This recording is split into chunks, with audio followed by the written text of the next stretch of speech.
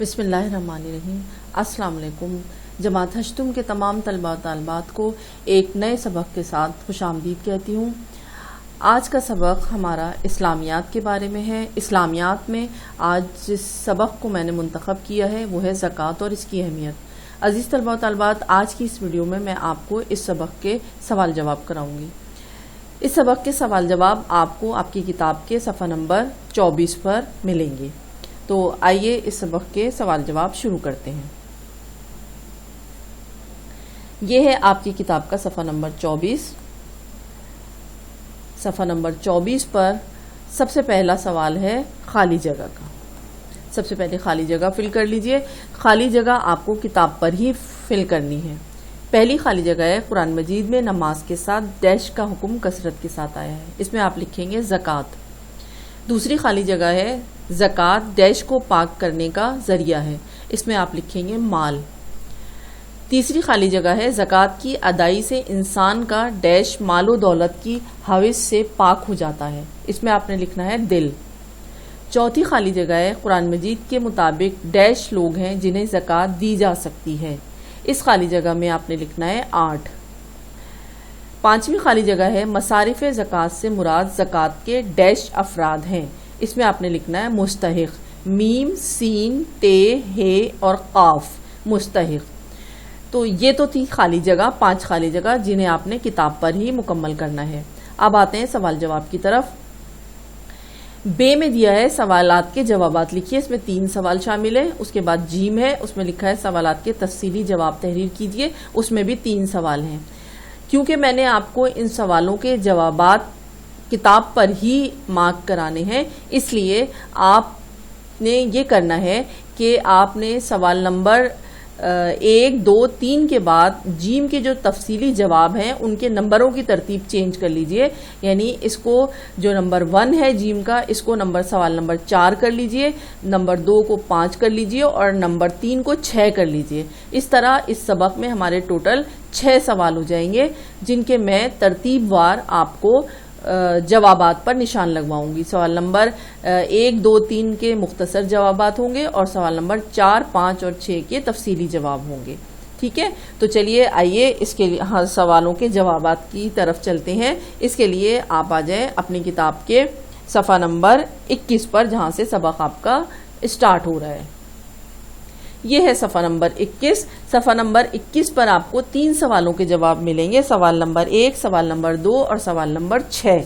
3 सवालों के जवाब आपको इस सफ़े पर मिल जाएंगे। ये देखिए सबक की पहली लाइन, ज़कात के लुग़वी मायने हैं पाक होना, बढ़ना या नशोनुमा पाना। ये सवाल नंबर 1 का जवाब है, जिसमें पूछा गया है कि ज़कात के लफ्ज़ी मायने क्या हैं। ज़कात के लफ्ज़ी मायने क्या हैं, इस सवाल का जवाब आप लिखेंगे ज़कात के लुग़वी मायने हैं पाक होना, बढ़ना या नशोनुमा पाना। उसके बाद सवाल नंबर 2 है शरीयत में ज़कात से क्या मुराद है। तो जहां पर ये सवाल नंबर 1 ख़त्म हो रहा है, वहीं से सवाल नंबर 2 का जवाब शुरू हो रहा है। सवाल नंबर 2 का जवाब है इस्तिलाह में हलाल तरीके से कमाए गए माल में से मुकर्ररा शरह के साथ मुअय्यन हिस्सा अल्लाह ताला की राह में खर्च करना ज़कात कहलाता है। ये सवाल नंबर 2 का जवाब है। अब इसी सफ़े पर आइए, सवाल नंबर 6 की तरफ। सवाल नंबर 6 में पूछा जा रहा है कि कुरान मजीद के मुताबिक उन लोगों की तफसील तहरीर कीजिए जिन्हें ज़कात दी जा सकती है। तो अजीज़ तलबा और तलबात, ये यहाँ पर आपको मसारिफ ज़कात नज़र आ रहा है। ये आपने सवाल नंबर 6 के जवाब पर निशान लगाइए। सवाल नंबर 6 का जवाब आप इस तरह से लिखेंगे कि सबसे पहले मसारिफ ज़कात की आपने हेडिंग डालनी है, बिल्कुल इसी तरह, और ये पूरा पैराग्राफ आपने लिख लेना है सवाल नंबर 6 के जवाब में। मसारिफ ज़कात से मुराद ज़कात के मुस्तहिक़ अफराद हैं, इनकी तादाद 8 है। सूरह तौबा में मसारिफ ज़कात की तफसील बयान कर दी गई है। अल्लाह ताला का इरशाद है, तर्जुमा सदक़ात यानी ज़कात तो मुफलिसों और मोहताजों और कारकुनाने सदक़ात का हिस्सा है, का हक़ है, और उन लोगों का जिनकी तालीफ़ क़ुलूब मंजूर है, और गुलामों के आज़ाद कर उन्हें कर्ज और कर्जदारों के कर्ज अदा करने में اور اللہ کی راہ میں اور مسافروں کی مدد میں بھی یہ مال خرچ کرنا چاہیے. یہ پیراگراف آپ نے لکھنا ہے سوال نمبر 6 کے جواب میں. یعنی سوال نمبر اس صفحے پر آپ کو 3 سوالات کے جواب مل گئے. صفحہ نمبر 21 پر سوال نمبر 1, 2 اور 6 پر. اب نیکسٹ پیج پر آئیے. یہ ہے صفحہ نمبر 22. صفحہ نمبر 22 پر آپ کو ملیں گے سوال نمبر 3 اور سوال نمبر 4 کے جواب.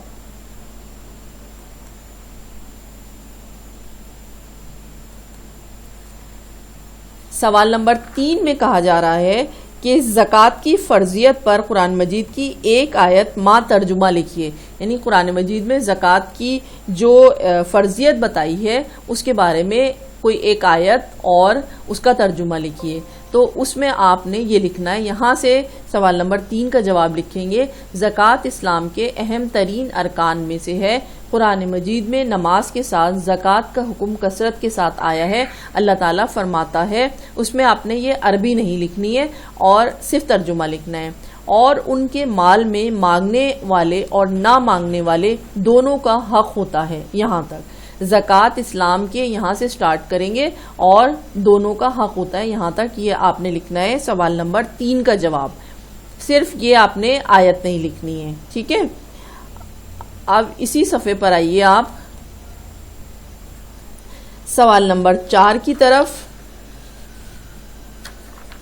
سوال نمبر 4 میں کہا جا رہا ہے کہ زکوٰۃ کی اہمیت پر روشنی ڈالیے. زکوٰۃ کی اہمیت پر روشنی ڈالیے. اس کا جواب بھی اسی صفحے پر یعنی صفحہ 22 پر ہے. یہاں اس کا جواب آپ یہاں سے شروع کریں گے. جب بھی کوئی شخص حضور اکرم صلی اللہ علیہ وسلم سے اسلام کی حقیقت کے بارے میں پوچھتا تو آپ صلی اللہ علیہ وسلم اسے نماز کے بعد زکوٰۃ کی ادائیگی کا حکم دیتے. ایک شخص نے حضور اکرم صلی اللہ علیہ وسلم سے کہا کہ میں اسلام قبول کروں گا لیکن نہ جہاد کروں گا نہ زکوٰۃ ادا کروں گا.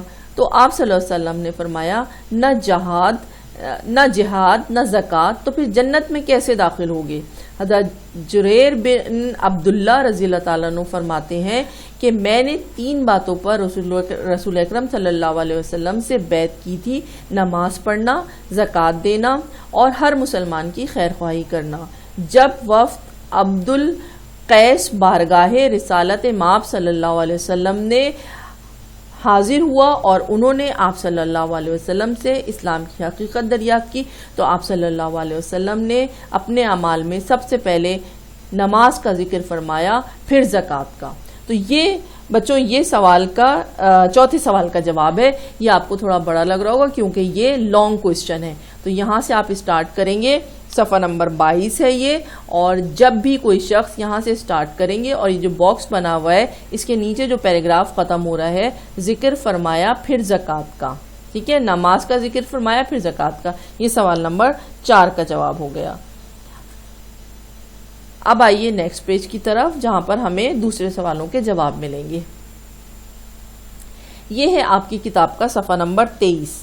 صفحہ نمبر 23 پر ابھی ہمارا صرف 5واں سوال رہ گیا ہے, باقی تمام سوالوں کے جواب ہم نے کر لیے ہیں. صفحہ نمبر 23 پر آپ کو سوال نمبر 5 کا جواب ملے گا.